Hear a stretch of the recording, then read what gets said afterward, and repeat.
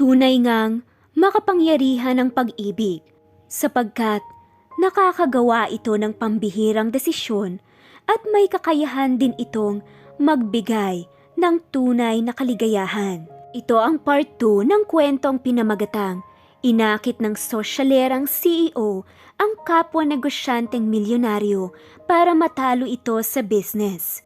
At muli, ito ang Cat Amazing Stories PH. Tara, samahan niyo kami hanggang sa dulo ng episode na ito. Galit na galit ngang sabi ni Cassandra, "Yung lalaking talagang yan, hintayin lang niya ang pangaakit ko sa kanya. Sisiguraduhin kong pagsisisihan niya na hindi niya ako pinapansin ngayon." Sagot naman ng kanyang sekretarya na si Jeline, "So boss, ano ang gagawin natin ngayong tinanggihan na nila ang ating mga tawag? Pati ang mga emails at fax natin, hindi nila pinapansin. I mean, walang paraan para sa atin to set an appointment with them." Hindi naman maiwasan ni Jeline na isipin na mas lalong gumaganda ang kanyang boss kapag galit na galit. O baka nga ay nakasanayan na niya ang kusungitan ni Cassandra.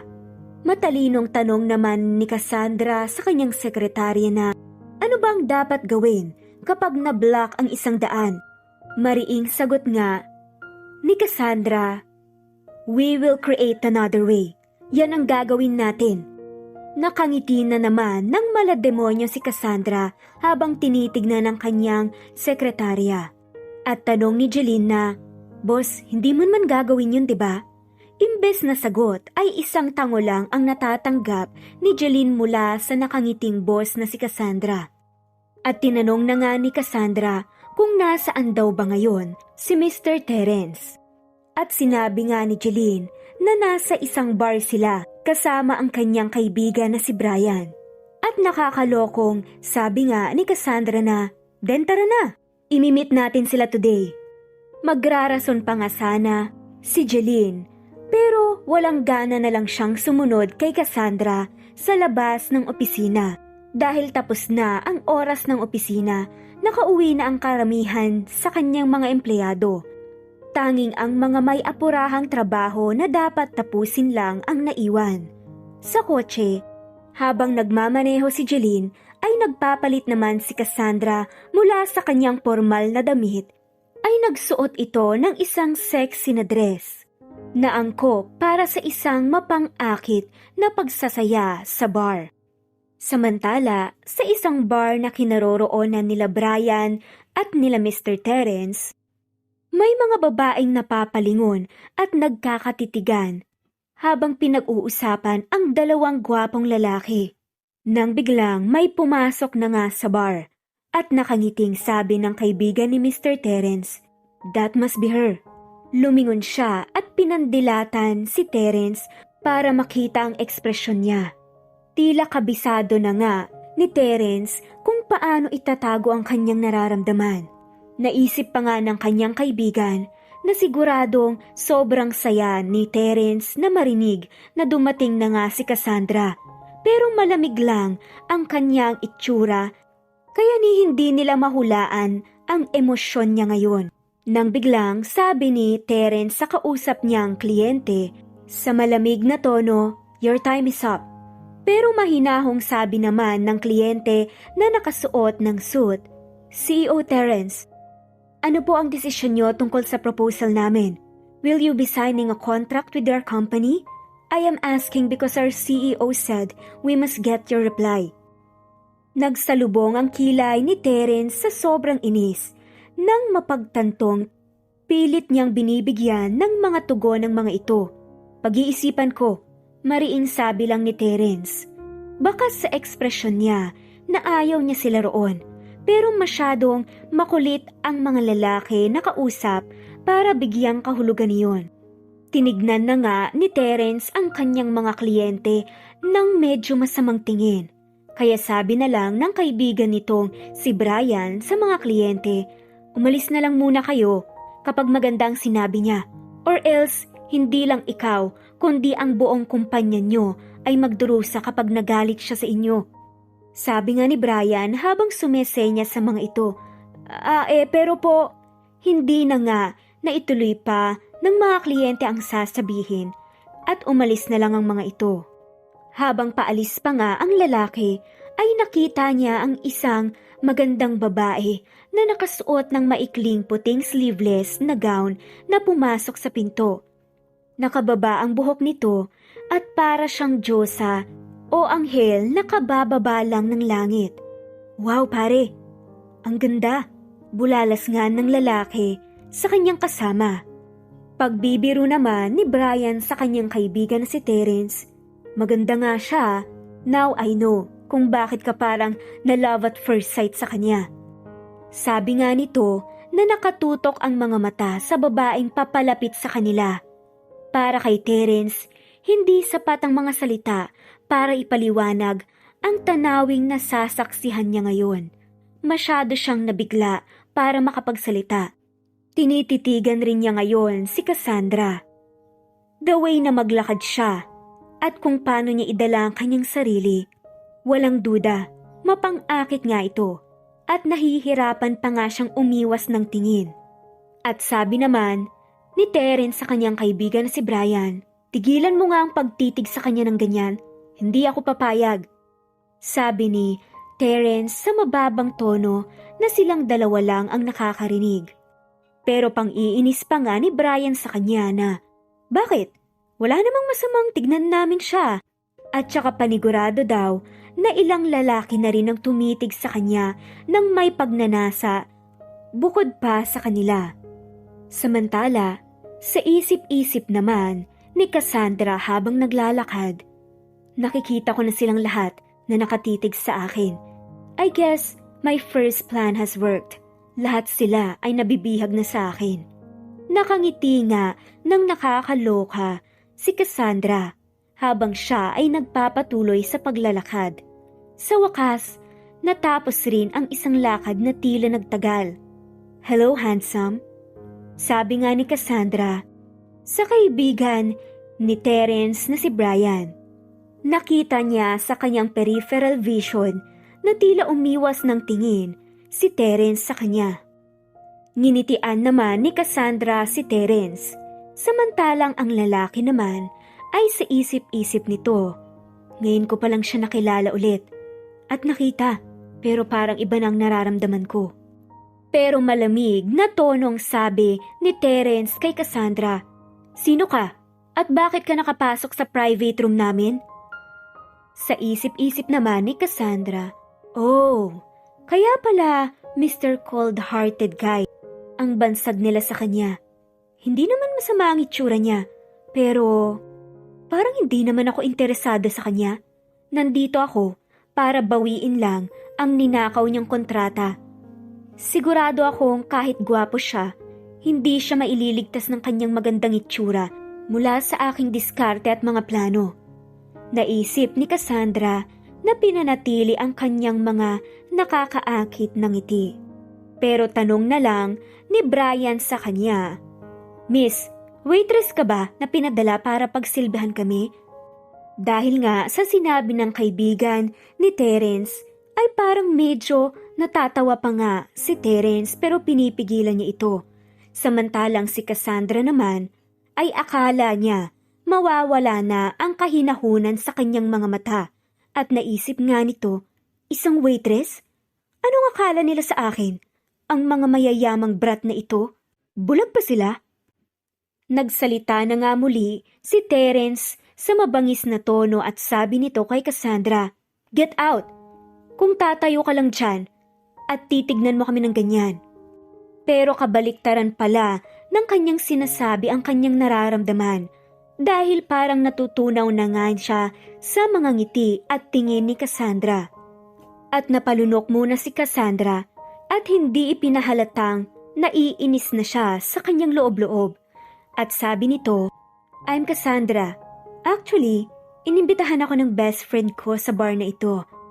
Binigay niya ang room number na to. But I guess, prank lang ba to? April Fools pa naman ngayon. Kaya hindi ako dapat naniwala sa isang salita na sinabi niya eh. I feel so stupid that I fell for his lies. Tila nang aakit pang ang sabi ni Cassandra. Dahil mapang-akit nga rin pala ang boses nito. Nakangiti ngang sabi ni Cassandra kay Terence. Hindi na niya hinintay pa na anyayahan siya ng mga ito na umupo. Nagkusa na siya at umupo sa tabi ni Terence. Bulong naman ni Brian kay Terence, may best friend ba siyang lalaki? Parang hindi ko naman naaalalang may kasama siyang lalaki. Pero siniko lang ni Terence ang kanyang kaibigan dahil baka marinig ito ni Cassandra. Samantala, alam naman ni Terence na nagsisinungaling lang ang babae. Pero sabi na lang nito kay Cassandra, malaking problema yan. Pinaprank ka lang pala ng kaibigan mo. At dito ka pa talaga pinapunta. Pero sabi naman ni Cassandra, yeah, you were right about that. At pagsasabihan ko siya pag alis ko dito. Pero sa isip-isip naman ni Cassandra, parang nahumaling na sa akin yung kaibigan niya. Maliban lang kay Mr. Cold-Hearted Guy. Totoo nga ang sinasabi nila. Nakaka-disappoint. Akala ko pa naman maaakit siya sa akin dahil lang sa isang appointment na ito. Well, I guess I shouldn't have underestimated him. Napaisip si Cassandra habang nakatalikod nga si Brian. At sabi pa nga ni Cassandra kay Terence, parang familiar ang mukha mo. Parang nakita na kita somewhere before our encounter today. But hindi ko lang matandaan. Hindi ko rin matandaan ang pangalan mo, no matter how hard I try. Lumingon naman si Brian at tinignan si Terence kung sasabihin niya ang pangalan nito. Kahit na siya ay isang tao na ang desisyon ay hindi nakadepende sa sinuman. Ito pa rin ang plano ng kanyang kaibigan na si Terence, kaya kailangan niyang kumilos ayon sa plano ng kaibigan. Kaya sabi na lang ni Brian bago makapagsalita si Terence, siya si Stephen. At sagot ni Cassandra, wow, thank you. Hindi ka kagaya nitong kaibigan mo. Masyadong masungit at parang galit sa mundo. Pero sabi ni Terence kay Cassandra, can you stop making friends with him and just peace off? At ang titig nga niya sa babae ay para bang nanggagalaiti. Inilagay ni Cassandra ang kanyang buhok sa kanyang likod. Kaya sa pagkakataong ito ay makikita na nga ang kanyang cleavage. Sinakto talaga niya habang nakatitig sa kanya si Mr. Terence. Natatawang naisip naman ni Cassandra na wala pang lalaking tumanggi sa akin pagkatapos makita to. At siguradong ganun din sa kanya. Nakuha ko na ang kanyang kahinaan. Makikita nga kung gaano katalas na nakatitig si Terence sa maladyosang si Cassandra na kumikinang ang muka, pangangatawan at pati na rin ang kanyang cleavage. Dahil nakita nga ni Brian na tila hindi na maalis ang tingin ni Terence kay Cassandra, kaya para maisalba ang kanyang kaibigan ay umupo na lang ito sa tabi ng babae. Sabay bulong nito sa kanyang kaibigan, I guess this is game over. Nakita nga ni Brian ang sabik na pagtitig nila Cassandra at Terence sa isa't isa. Sa isip-isip nga ng kaibigan ni Terence na si Brian, winarningan ko na siya na hindi magandang ideya ang iseduce ito. Wala na siyang masisisi pa pag nag-fail ang kanyang plano. Pero naisip na lang nito na kung ayaw niyang mailibing ng buhay ay tatahimik na lang siya at manonood ng palabas. Self-control. Ito nga ang sinabi ni Terence kay Brian na gawin nila once na ma-meet nila si Cassandra. Pero mukhang itong si Terence nga ang hindi na makapag-control. Sa mukha nga niya ngayon ay parang hindi lang niya gustong halikan si Cassandra. At natatawang naiisip nga ni Brian na parang gusto na nitong hawakan ang kung anumang nakaumbok sa hinaharap ng babae. Nang biglang, hindi inaasahang nilapit ni Terence ang kanyang mukha sa mukha ni Cassandra. At konting-konti na nga lang at mahahalikan na niya ang mga labi ng babae. Sabay bulong nito kay Cassandra, ito ba ang ine-expect mong gawin ko dahil dyan sa ginagawa mong pagpapakita ng cleavage mo? Sa isip-isip naman ni Cassandra ay akala niya Nanalo na siya. Dagdag pa nga ni Terence. Kung akala mo, makukuha mo ko sa ganyan, sorry ka. It takes more than that thing to take me to bed. Palabang sabi nga ni Terence habang tinuturo ang mga melon ni Cassandra. Pero ma-pride namang sabi ng babae sa kanyang sarili. Sa tingin ba niya, gusto ko siyang makatalik? Siguradong wala na siya sa katinuan para isipin na ako na si Cassandra na nagpahumaling ng libo-libong lalaki ay mauhulog sa kanya.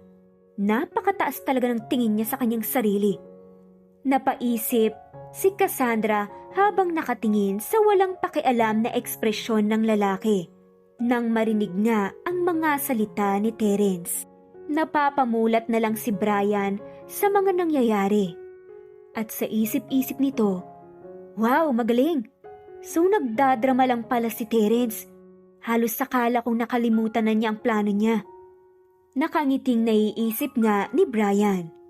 Tila gusto nga niyang bigyan o palakpakan ang kanyang kaibigan na si Terence.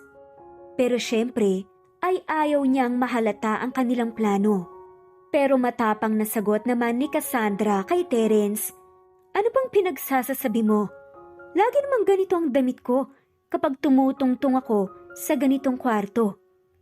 Pilit mo akong pinagmumukhang masama. Brian, sa tingin mo rin ba ay inadjust ko ang dress ko para lang ipakita ang ko sa kasama mo? Tanong nga ni Cassandra na parang na-offend. Pero sabi naman ni Brian sa babae na kunwari pagsuporta dito. Miss Cassandra, sa pamamagitan lang ng pagtitig sa'yo, alam kong marangal kang babae. At hindi mo sinasadyang gawin yun. At nagtataglay ka naman ng mga katangian na maaari naman talagang magpabaliw sa isang lalaki nang hindi ginagamit ng ganyan. Sambit nga ni Brian na ikinatuwa naman ni Cassandra. Masayang ngumiti ang babae nang marinig niyang pinupuri siya ng lalaki. Bagamat maikli lang ang kanyang ngiti. Pero sa isip-isip ng kaibigan niyang si Terence, ito talagang kaibigan ko. Madali akong pagtaksilan ng dahil sa isang babae. Nakaka-disappoint. Hindi mo alam kung inaasar ba ako o ano eh. Nang gagalaiti ngang naiisip ni Terence. Nang biglang, palabang sabi ni Cassandra sa kanya, naiinis ako sa mga aroganteng lalaki na sa tingin nila ay napakataas nila.